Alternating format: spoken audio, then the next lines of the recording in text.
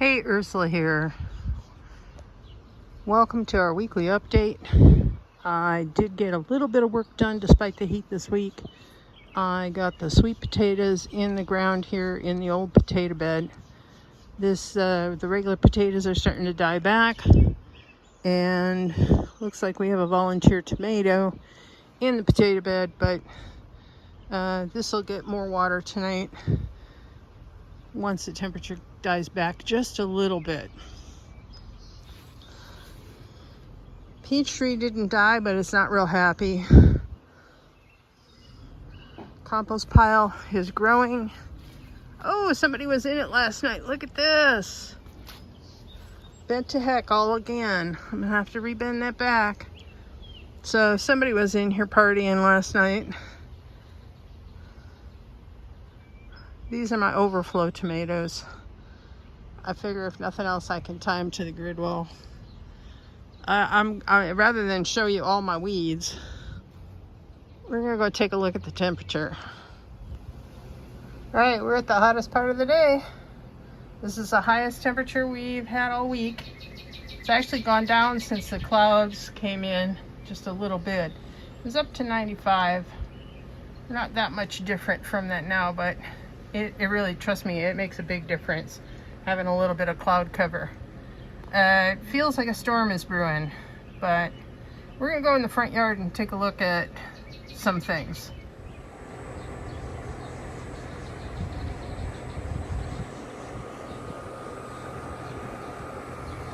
I will tell you, those are welcome clouds. Very welcome.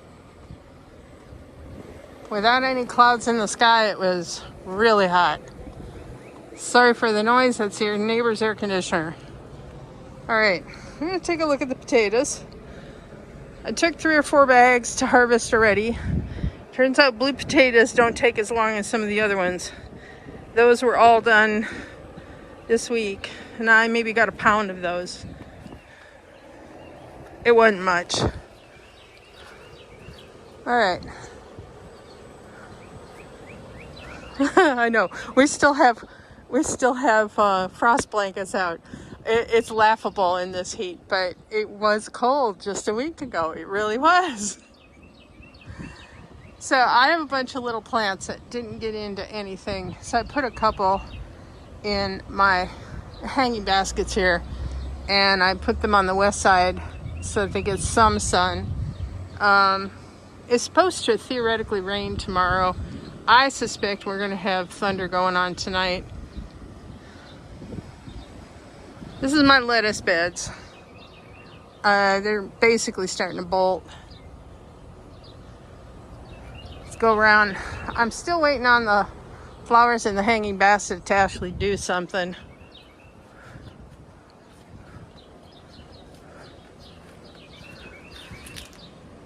I took the eggplant off of this stand because it was getting too much sun. It was bleaching out, and put it in a partial shade. It gets morning sun, but it doesn't get the heat of the afternoon, and they're much happier now. What I did do with some of the extra dirt from the potatoes is made a couple of planters, filled them up. I've got a lot of pots left over that I did not fill this year because I just didn't have the soil for it, nor did I have the energy. So these guys seem to be doing okay. This is skirret, and the only reason it's in a pot was I found some roots while I was digging up weeds, and I just tossed it into a pot for a place to put it. And the nice thing about it is that when it's winter, I can have it inside and harvest it without having to worry about frozen ground. I know it's real hard to think about frozen ground right now, but Montana and Idaho actually had snow this week, and so did a couple other places. So you can see I took the potatoes that had been hiding in here, kind of shoring up this fence line. I took them out so that as things die off, they can be harvested. We've got one little Johnny jump up. These guys are waiting for homes. Bachelor buttons, mostly, some lavender, and I think some Thai basil. And I think the safflower is going to flower all on its own without waiting to be planted in the ground, and that's okay. So here are the eggplants. They're much happier over here. That's a alpine strawberry. You can see they got a lot of flea beetle damage, and this one was in the most sun for the longest time. I put in some carrots here. This is brand new. I planted it yesterday. In theory, I should be able to get carrots by the time it frosts because I planted now. We're running out of time. The other planter over there was leeks. See, I have one amaranth here, which I will probably stick in where the deer gnawed one to pieces. And it might not have been deer, to be fair. We have discovered we have a new little friend. It's a bunny, no bigger than my hand. It's really tiny. The Mediterranean herbs are doing fantastic. They like this kind of weather. Again, there's another pot of leeks. These guys need to be transplanted into bigger pots. These are perennials, and I have a place for them, but more work needs to be done in the yard before I can put them in that place. And likewise, that tomato there could use a home. That is just getting way too much sun, and I'm not thrilled with the potting soil that was in there. It just doesn't hold on to moisture. I thought it would. It isn't decomposed enough. It's still halfway to mulch rather than compost. So, but we've been picking blueberries, and these guys came outside.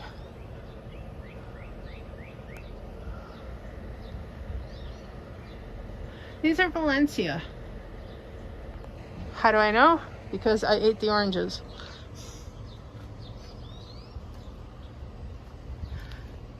We got a few birds talking to us today, letting us know that we're in their space. All right, this is horsetail, equestrian hymal,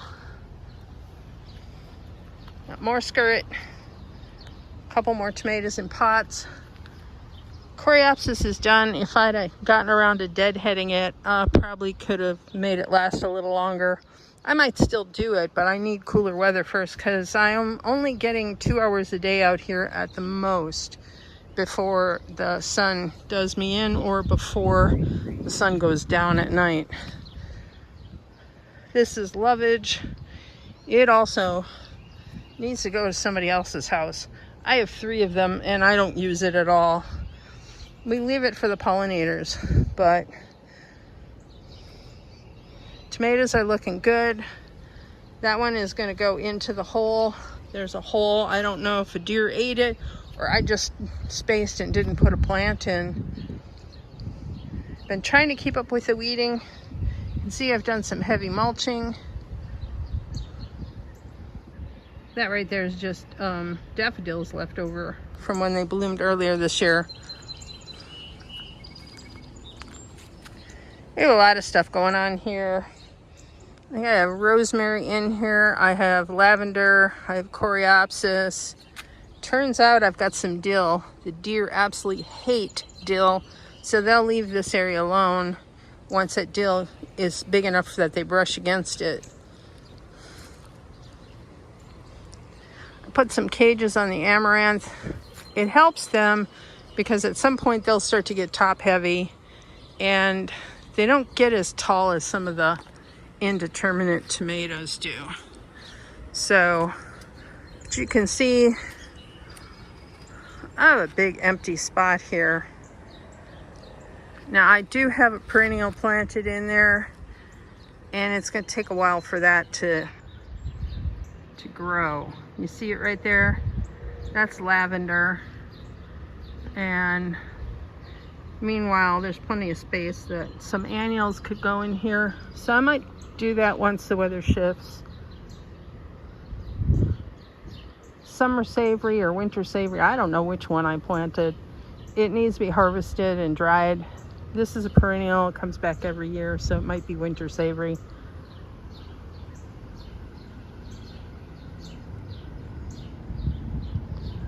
And this, my mostly dead, but not all dead pomegranate, came back from rootstock. I don't know if you can see that. That is actually coming from the base, from the roots, whereas the graft died. So I don't know what I'm going to actually get there. We have some tomatoes set in fruit. That's kind of exciting. Let's go take a look at a few more things.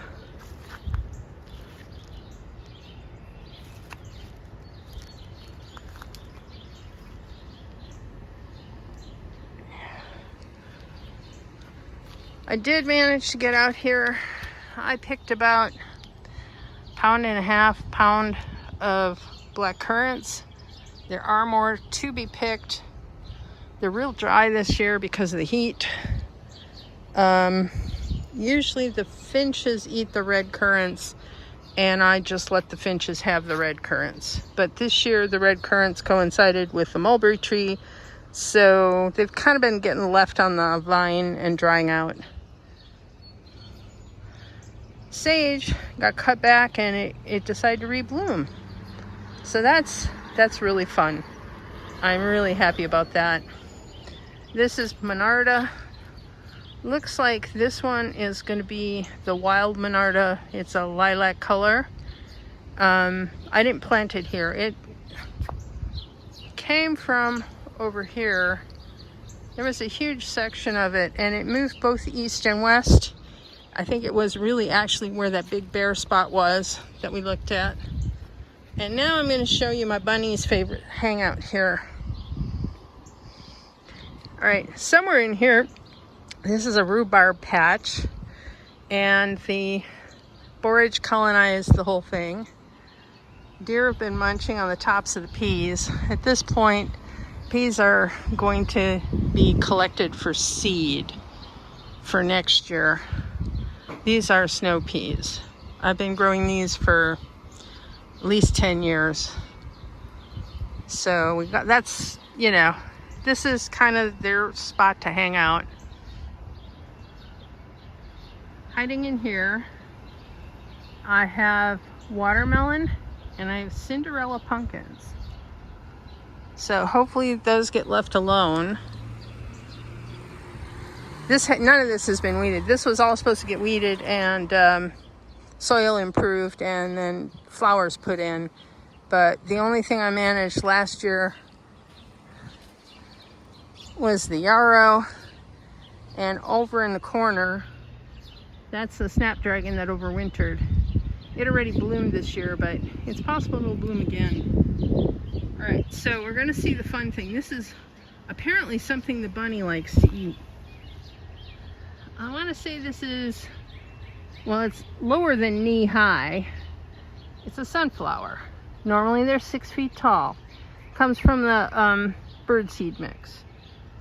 But you can see somebody's been eating the bottom, and that would be my bunny. My bunny likes hiding in here and in there. So this is celery that's going to seed. And honestly, I should do something about that because it's a mess.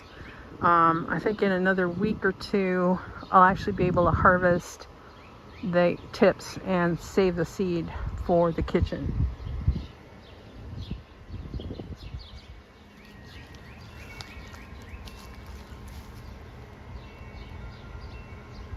All right, no bunnies underfoot, please. No bunnies underfoot.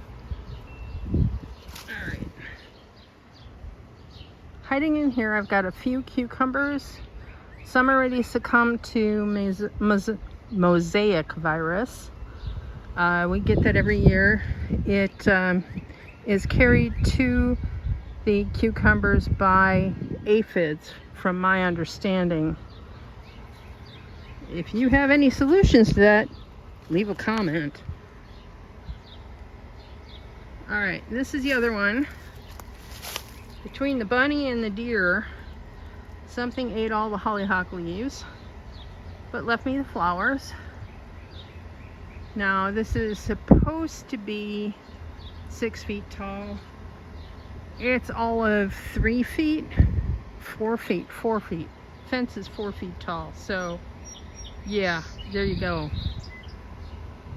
Echinacea's in bloom. And this is a mess that I need to weed.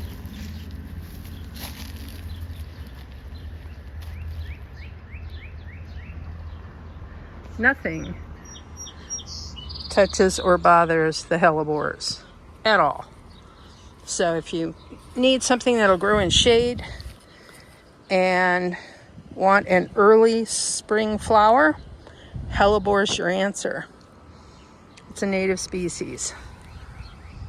Okay, down here I have radishes, and under the cages I have beans. Because I have a bunny, I don't want to remove the cages, but those beans are getting awful cramped. Now, in theory, behind them are more cucumbers, but I'm only seeing 1 or 2, not the whole lineup that I had. I still have time to plant more. This is where I'm saying, bunny.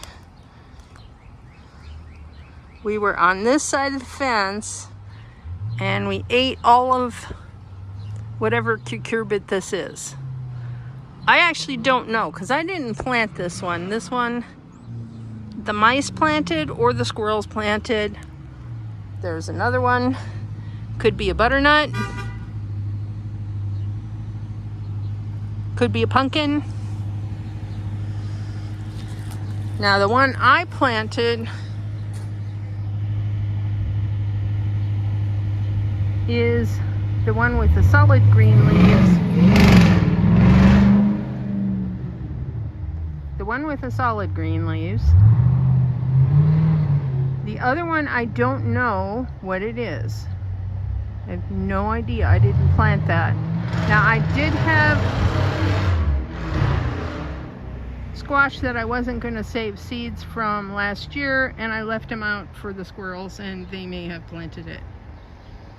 It does look like the deer did come through because I'm seeing more ends chewed.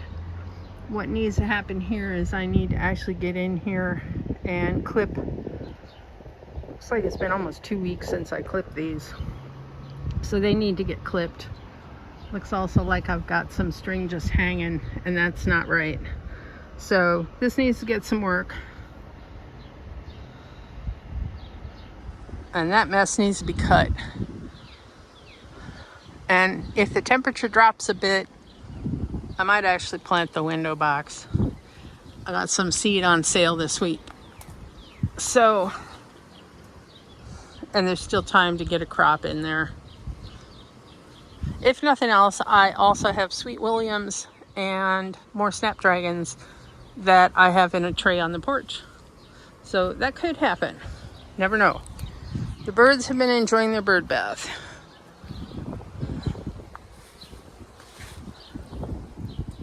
This is fennel. Go down here. Technically it's bulb fennel. It just keeps growing here and growing here. We just let it. Periodically we'll harvest the leaves. They're really good on pizza.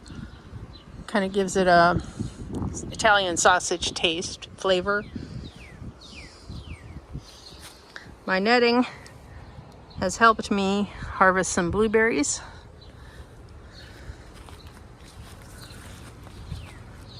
And again, more lovage. So that's all I can manage today in the heat. I hope you enjoyed today's video.